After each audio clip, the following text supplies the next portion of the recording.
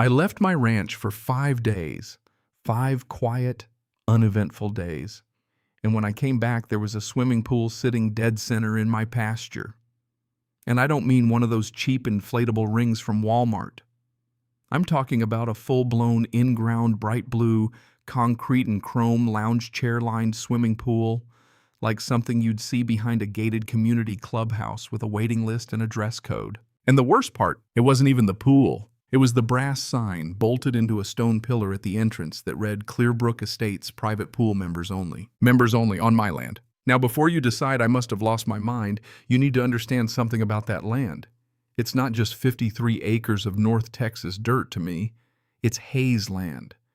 Bought in 1959 by my granddad Walter Hayes, fresh home from Korea, suspicious of banks and men who wore suits too tight. He paid cash for most of it. Built the first fence posts with his own hands. My dad patched those same fences every spring like it was church. And when he passed, the deed came to me not just paper, but responsibility. I run cattle. 27 head at the time this story happened. Mostly Black Angus, a few crossbreeds that think they're in charge. Nothing flashy, no Instagram ranch life, just work. The south corner of my pasture is where this whole mess started. 3 years before the pool incident, a developer named Marcus Consincade bought 200 acres east of me and turned old cotton fields into Clearbrook Estates, neat beige houses, manicured lawns, decorative pond with a fountain running full blast during drought restrictions. You know the type. At first we coexisted. Folks liked the rustic charm of living next to a ranch until July rolled around and the wind shifted manure in their direction. Then the HOA formed. Monthly dues, approved mailbox colors, landscaping codes, and apparently community amenity expansion plans. That's what the certified letter said when it showed up at my house about a year before the pool appeared, exploring recreational development near the southern boundary. Southern boundary, that's my fence. I called, got Denise from the HOA board. Cheerful voice with steel underneath. She said they were evaluating options. I told her, evaluate all you want, just don't evaluate on my side of the fence. She laughed. I didn't. A few months later, Marcus himself showed up. Polished loafers, smile rehearsed in a mirror, offered to buy that south parcel. Competitive rate, premium offer. I told him it wasn't for sale. He said everything's for sale at the right number. I looked at the oak tree where my dad used to sit during branding season and said, not this. After that survey, flags started popping up near my fence. Then a stake, 6 feet inside my line.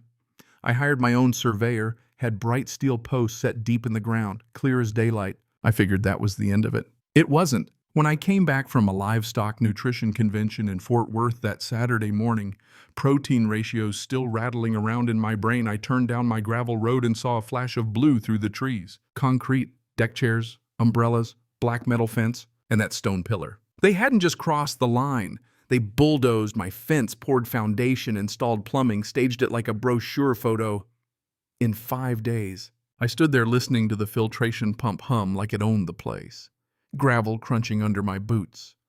The welds on the fence still smelled fresh. They had cut my fence clean and tied it back like they meant to fix it later. For a second I laughed, because sometimes disbelief sounds like laughter. Then the heat in my chest cooled into something steadier. See, I don't react fast, I react thorough. I went home, pulled out every deed, every survey map, every tax receipt going back decades, spread them across the kitchen table. They were 30 yards inside my property. 30, that's not confusion, that's a decision. By noon, my neighbor Tom came by, said trucks had been working all week, thought I'd approved it.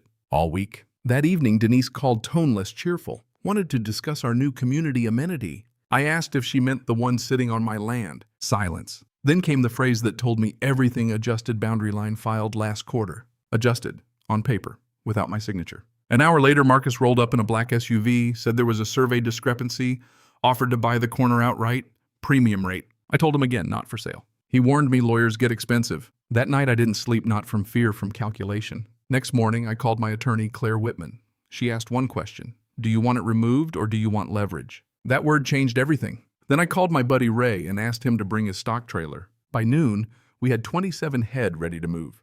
Big animals, curious, always looking for fresh water. And technically, every inch of that fenced pool area was my open space. We drove the herd down to the south corner. The temporary fence gap was still tied with cheap wire. I cut it. Ray looked at me sideways. You sure? I nodded. The first cow sniffed the air, caught that chlorine scent, and leaned over the edge for a long drink. Another followed. Then 3 stepped onto the shallow end, water sloshing over the deck. Deck chairs tipped.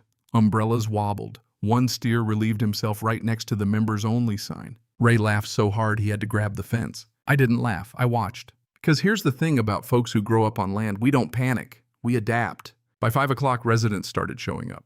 Phones out, kids crying, yoga pants and golden retrievers frozen at the gate. Then Marcus stormed in red-faced. What the hell is this? Livestock hydration, I said. He accused me of damaging private property. I told him private property was 30 yards west. Residents started whispering.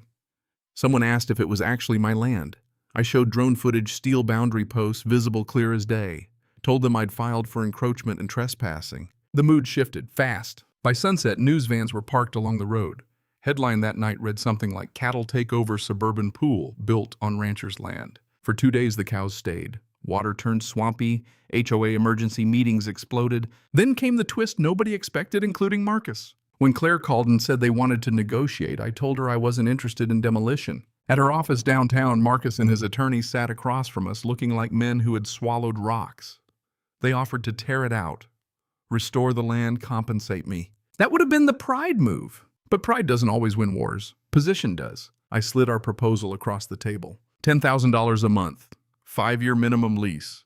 They keep the pool.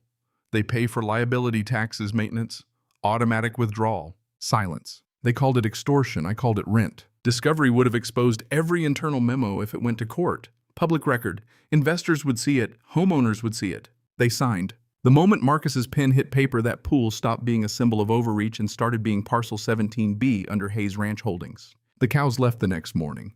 The HOA scrubbed and refilled the water, reinforced the fence exactly on my boundary posts. Now every first of the month, $10,000 hits my account. It paid off equipment loans, upgraded irrigation, funded my niece's college account. But money isn't what sticks. What sticks is the realization that people test boundaries, not just fences, but assumptions.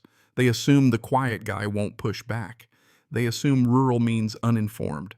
They assume momentum beats stubbornness. They assumed wrong. Sometimes late evening I stand by that fence and watch kids cannonball into water that technically sits on leased ranch land. If you didn't know the story, you'd think it always belonged there. Maybe my granddad would have torn it out on principle. Maybe my dad would have too. I chose leverage. Here's the lesson I learned. And it didn't come easy. Defending what's yours doesn't always mean burning it down.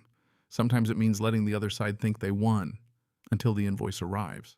They built first and planned to deal with consequences later. I turned consequences into strategy. That's not revenge, that's negotiation. And yeah, every time that payment notification pops up, I glance toward the south pasture and smile just a little. Because if there's one thing this whole mess proved, it's this: you don't have to shout to defend your boundaries. Sometimes you just open the gate. Now I'm curious, what would you have done? Forced them to tear it out and fight for years in court? Sold the land and walked away? Or turned their overreach into a long-term reminder that lines matter? Drop your thoughts below. Tell me where you stand: pride or leverage, justice or strategy. And if you believe holding your ground doesn't require yelling, just thinking 3 moves ahead, stick around. Out here, fences are real. So are the people who try to cross them.